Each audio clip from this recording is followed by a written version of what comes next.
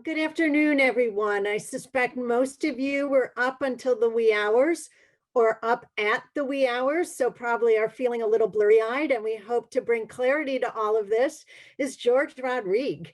So George served our greater Cleveland community as editor and ultimately president of the Plain Dealer from 2015 until 2020. His journalism career took him from Dallas to European bureau chief, including Yugoslavia, the former Soviet Union. During the course of that long career, he has secured 2 Pulitzer Prizes. The first for exposing segregation and discrimination in federally subsidized housing in 1986, and the second for a series about violence against women in 1994. He's received many awards besides those Pulitzers. His work's been recognized by the American Bar Association with the Silver Gavel Award, the Robert F. Kennedy Award for covering problems afflicting the disadvantaged, and a Certificate of Merit from the Overseas Press Club. At the Plain Dealer, he encouraged solutions journalism, and you probably remember the pieces that surfaced on the front page about lead poisoning, infant mortality, opioids, and care for our elderly. He created the Northeast Ohio Journalism Collaborative and now enjoys a role with the Plain Dealer sister company, Advance Local, as editor at large. And there he's building on those collaborations like he forged here in Cleveland between the newsroom and our community. He's also a proud graduate of the Leadership Cleveland class of 2016. And we welcome you, George, because we have been bombarded with what we have seen and read and trying to make sense of all of it. So thank you for joining us today. Thanks for tolerating my presence, everybody. And you know, I'm not the most attractive human in the world. If you switch off speaker view, I will never know. So don't worry. So I was asked to talk initially about election night, and I'll do that, but I have an agenda I'd like to talk about in terms of like the future of American democracy. So don't go away, the conversation will get better. In terms of election night itself, it's for us, and you know, journalists are kind of a tribe, right? We believe in democracy or our jobs would make no sense whatsoever.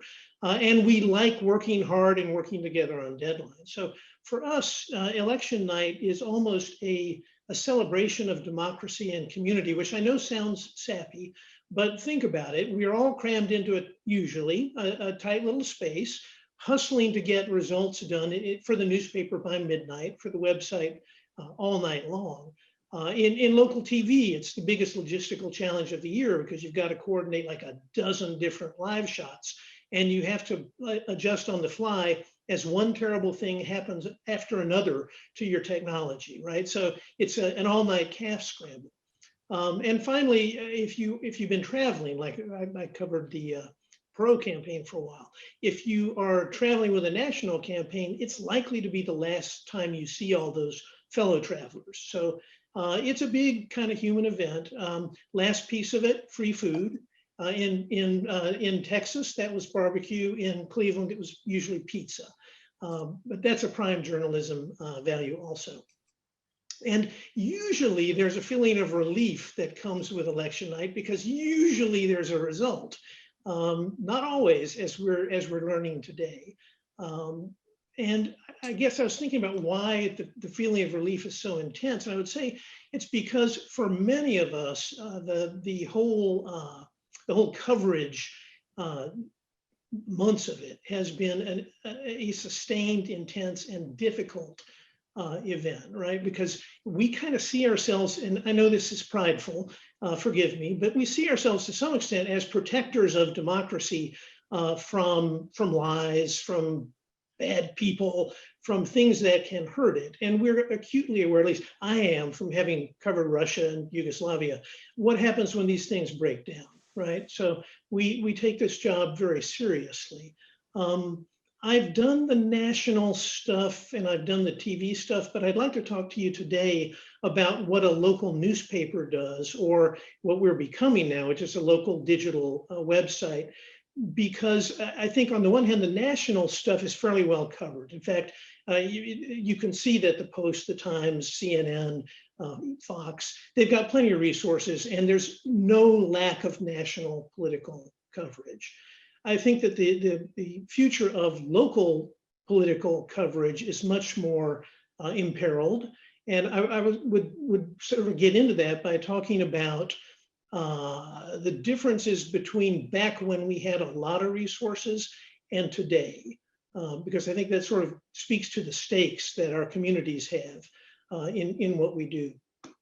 So in 2008, oh, by the way, I've been told that I speak like a chipmunk on speed. Am I doing okay for you guys? Am I intelligible? Okay, thank you. So let's go back to 2008, which isn't that long ago. I was the managing editor of the Dallas Morning News. I think at that time we had 500 journalists. And here's the kind of thing we would do for pretty much every big campaign. We'd gather a list of who was running for what. We would assign each race to a reporter. We would hand out a backgrounding checklist, which was 16 pages long, to everybody who was covering a race. And that would get into checking criminal records, lawsuits, delinquent taxes, business bankruptcies, ownership of businesses and properties, identification of major political donors, and then checking the accuracy of campaign biographies or resumes. Pretty basic stuff, but if you're covering a race with 8 people in it, it's a full life, right, doing all of that. And there were also editors writing each of us. I speak as a former editor and a former reporter to make sure that there was an equal level of scrutiny applied to each candidate. There was a checklist, and it was a guard against favoritism. Meanwhile, if we had the time and the resources, we would survey voters to learn what they thought the big issues were.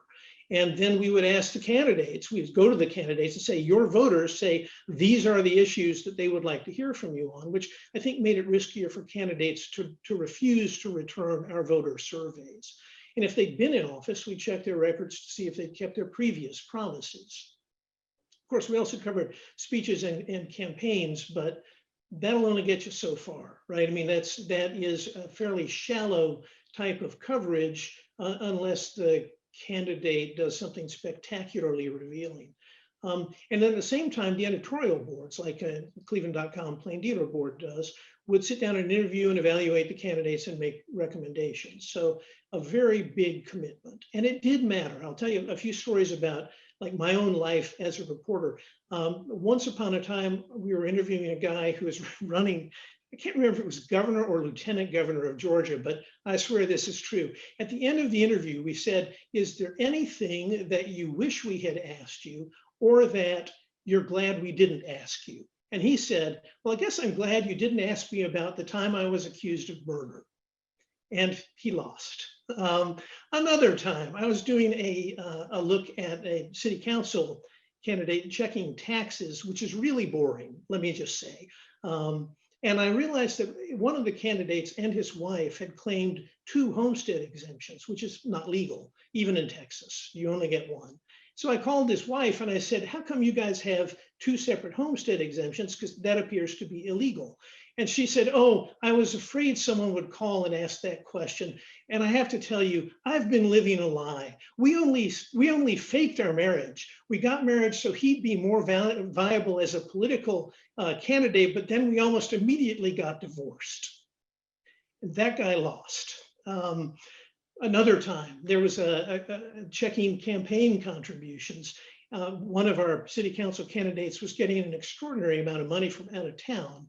And when we looked and saw who those people worked for, it was a company called Electronic Data Systems, Ross Perot's company, big player locally.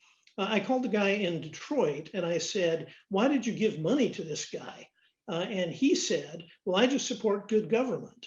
And I said, well, why and how would you know that 1,200 miles away, there was a guy who'd never run for city council before, but he was all about good government? How would you know that?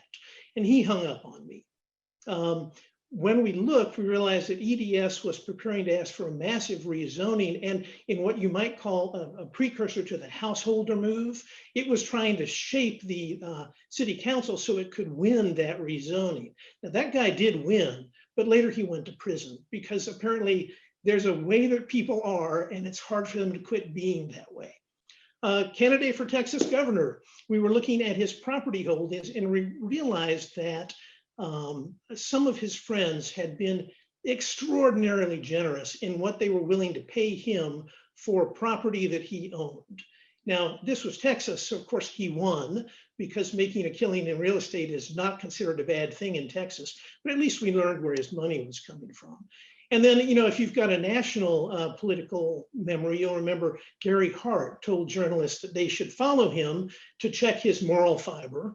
The Miami Herald took him up on that, which is how the yacht monkey business became way more famous than the Hart presidency, right? So this kind of work does make a difference, and here's why I'm talking about it. It's getting harder and harder for us to do that. Newsroom employment's fallen by about half since 2008. So we have to ration our political coverage in ways we didn't used to have to do. And that means we can cover fewer races in depth. And even when we can do things in depth, it's probably not as deep as we used to do them. This makes us essentially more reliant on covering set piece stuff, which is like, what do the candidates say about themselves or each other? You should know that within our business, when candidates have that kind of dialogue, we often call it a lying contest. Of course, the problem is if we don't help voters understand who's telling the truth, then we have only made things worse, right? So and increasingly we're sort of left in that position.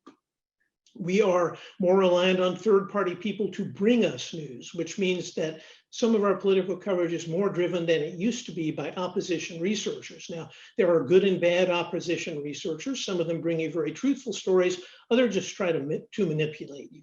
And it is sad, I think, for us to not so much be in the position of being able to do independent work to find stories, even if there is no opposition research coming our way. And this is in the places where there still are newspapers. I think in the last decade or more, we've lost about 2,000 community newspapers. Of them, about 1,300 have no regular news coverage at all. So I think that's a tragedy for democracy. Perhaps even worse, new partisan pay-to-play operations are filling some of these gaps or trying to. There are about 1,300 websites operated by a guy named Brian Timpone. He takes money from PR consultants and Republican political operatives to write good things about Republicans and bad things about Democrats. Last I checked, the price was 5 stories for $2,000. These things look like local news sites, but they're not, and they're not labeled. This political coverage, that was air quotes for you guys, the political coverage is not labeled as advertising, which it should be.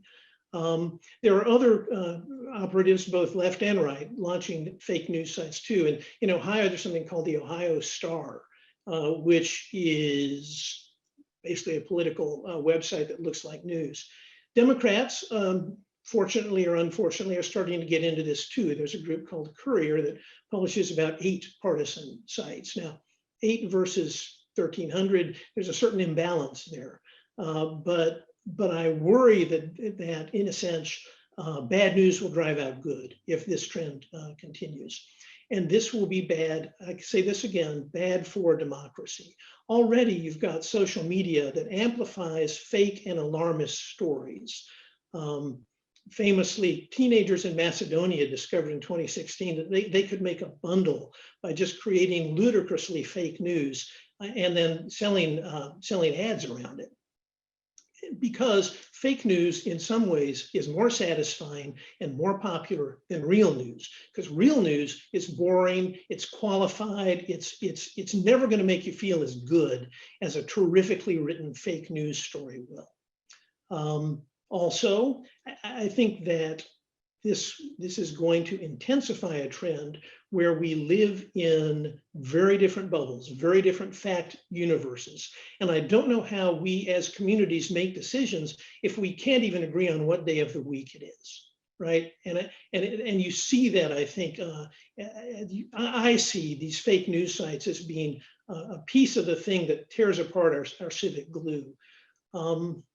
I think also that a lot of the stuff that you see on social media is successful because it makes people scared and it makes them angry. And those two things are deathly enemies to considered public discourse. They short circuit the rationality and restraint that we should have, that we need if we're going to have an intelligent conversation. Primarily, this is done by, I think, making American voters way too scared of each other. There was a survey done recently where Democrats were asked how many Republicans they thought believe that racism is still a problem in America. And typically Democrats would say, well, about half of Republicans feel that way. In fact, it's 79%, right? So we overestimate the extent to which our opponents differ from us. For instance, again, when Republicans were asked how many Democrats believe most police are bad people, the Republicans said, well, half the Democrats must feel that way. In fact, it's 1 in 6. So when you feel this sort of existential terror about your opponents, you are willing to tolerate, I think, a lot more bad behavior by your own leadership, and you're willing to kind of act as a tribe instead of as a citizen. And I will confess that all of us in the news are biased in that we're human.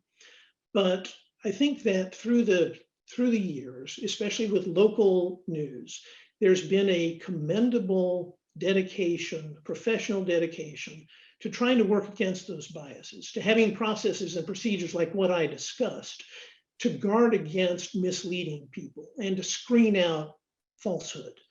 And I worry a lot about a world in which people with that kind of motivation are replaced on a large scale by people who are motivated in the stories they write and share by money and partisanship.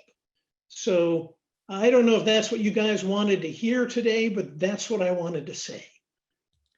George, thank you. And I think for everything we've seen for actually at this point, many years, I think it's great to get those insights and get a better understanding of the different sources that are out there. So as we as individuals are trying to navigate all of the different news sources, where are sources that we should look to get that honest and accurate picture of the political process? And how do we identify what might be those pay-to-play sites? Well, yikes.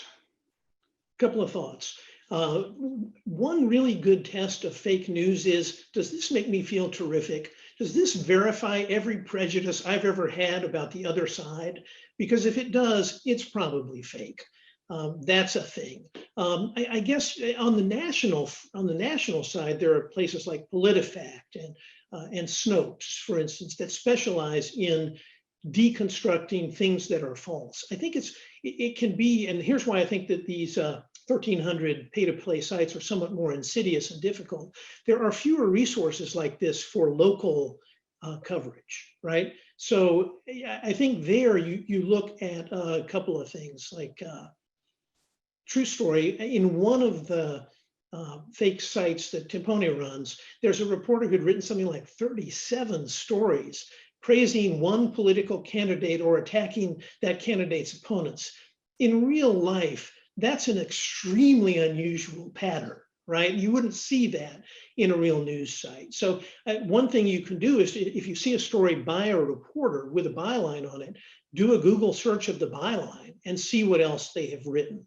Another thing you can do is just Google the name of the publication and see what turns up. For instance, the Ohio Star is part of a family of star news organizations, which have been written about. And even if you entered Ohio Star and just saw the thing about the Tennessee Star, the Minnesota Star, the Pennsylvania Star, it would probably give you a pretty good indication that you were looking at something other than a normal news site. So, George, here in Ohio, you helped the Ohio Debate Commission come into being. And this year, the Debate Commission focused on the Ohio Supreme Court races, knowing that many Ohioans don't cast a vote in judicial races. How could they partner with more local news to improve Ohio voter engagement with judicial candidates? That, I'll tell you a story. My time in Dallas, we took our eye off the judicial races for one cycle. And therefore, in this case, it happened to be the Democrats, but on the Democratic side, a whole bunch of perfectly awful candidates won their primaries and stood for election in the local court system. And they all won because it was a wave election for the Democrats. And like the Democratic Party establishment was kind of appalled. And gradually those judges were weeded out. But if you don't look, if you don't pay attention, you do get terrible results. So I like the idea of what you're discussing there. I would say the key thing is probably to start early, to start having missionary meetings with news leaders, TV and digital and print also all around the state, so that this is factored into their plans for the next election cycle from the start, right? You don't want to be the one who comes in late after every reporter has been assigned to every story, and you have a great idea that they probably are not going to be able to do. So start early, have that conversation, talk about what resources and help you can bring, because one of the tragedies where we are now is if it requires a great deal of heavy lifting on our part, it's less likely to happen. Whereas if it's more of a partnership, like the League of Women Voters partnership on voters guides, for instance, that has been very effective because League of Women Voters is a credible organization, high level of trust. They do good work, objectively speaking, and none of us would feel bad about sharing the stuff that they generate for recommendations, right? So talk early, talk about what you can bring, talk about the stakes. And I hope it works, because a lot of terrible things can happen if you don't have a well-chosen set of judges. So what are your thoughts on polls in light of many polls strongly favoring Biden before yesterday and the outcome being so uncertain today? Should media and the public pay less attention to or put less stock in polls going forward? I think I've believed this since I was a child covering politics. I think that this seductiveness of the horse race coverage is it's cheap and it's easy, and there's a quick headline you can get, and you can even see this. The same poll will be treated as clickbait by people on both sides of campaign because it's easy, right? There's always something you can do, and I don't think they have no value, but I think we serve the public best when we write about what's really going on in the world. When we do the kind of work I've discussed, where you background folks, you tell voters things they would not otherwise know. Or I think there's the kind of coverage that I mentioned earlier, where you help people understand that their neighbors, they don't need to go buy ammunition because their neighbors will not kill them, right? Where you sort of explain the political environment to people in ways that facilitate rational thought. I think that's a much better use of space and time, but it's also harder and it costs more money. And the last thing, and I think we've failed to do this, not just as an industry, but as a country. We have done a miserable job of explaining to ordinary Americans why the things around them are happening and what they can do about them, or what we as a society can do about them. And therefore, we've left the field open for politicians to sort of create fake problems and fake solutions. And to me, that's toxic. So I put all that stuff above polling. Like I would not, if I were a news organization, I wouldn't spend $20 on a poll before I'd covered those other bases better.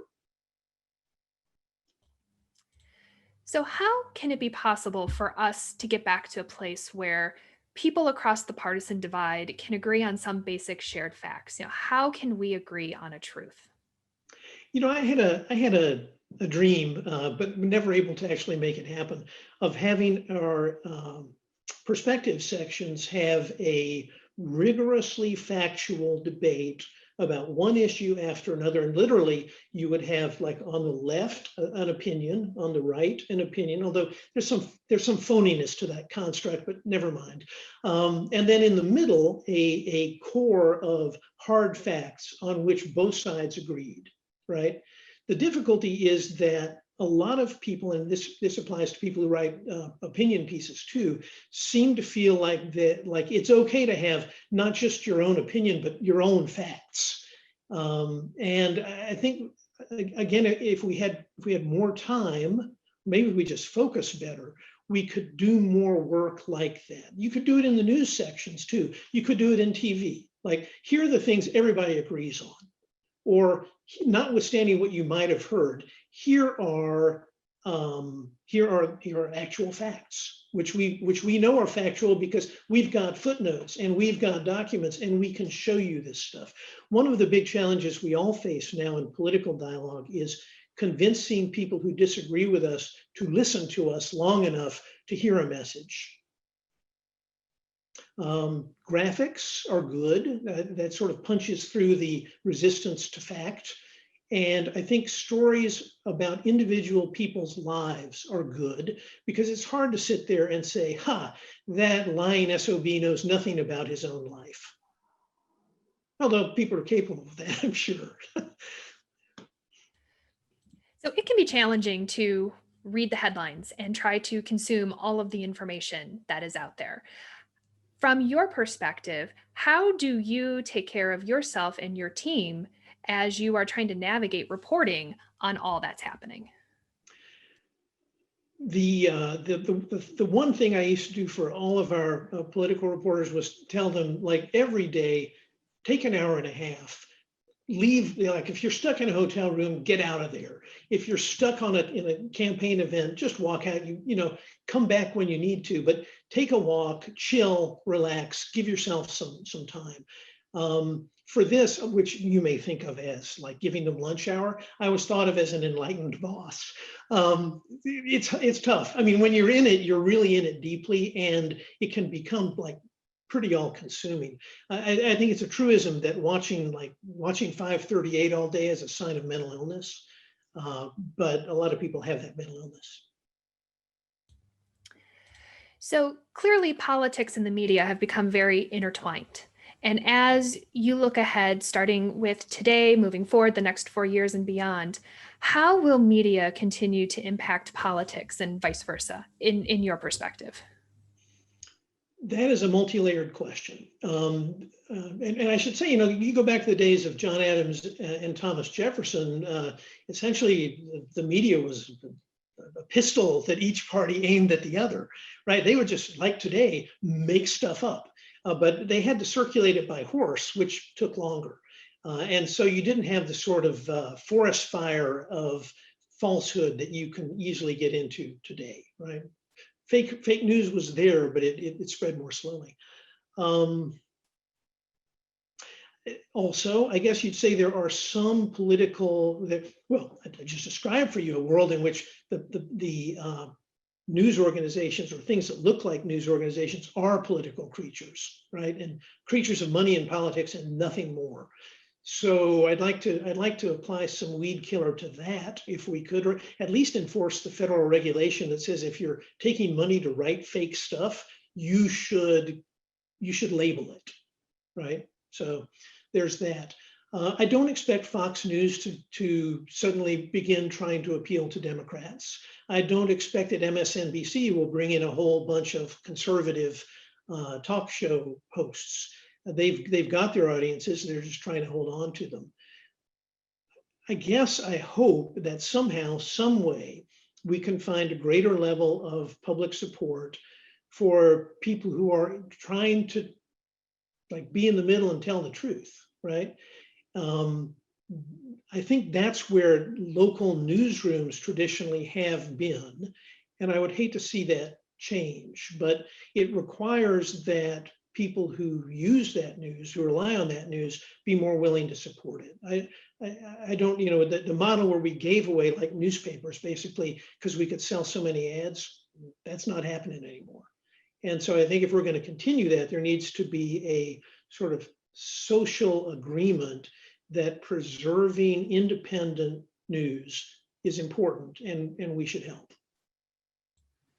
Well, George, thank you so much for sharing your insights and your experiences. I think with everything that we all have been navigating, it has been helpful to kind of get some understanding and maybe some insights as to how we can continue to seek sources that truly share the facts and the truth as we look ahead. So we thank you for your time today.